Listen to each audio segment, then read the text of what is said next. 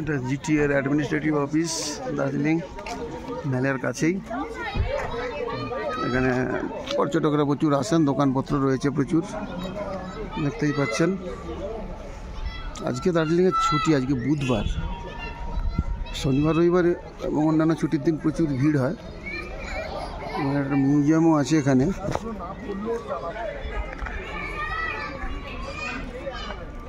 জিটির সামনেই আছি, দেখতেই পাচ্ছেন। এবং দোকানপত্র প্রচুর রয়েছে এখানে।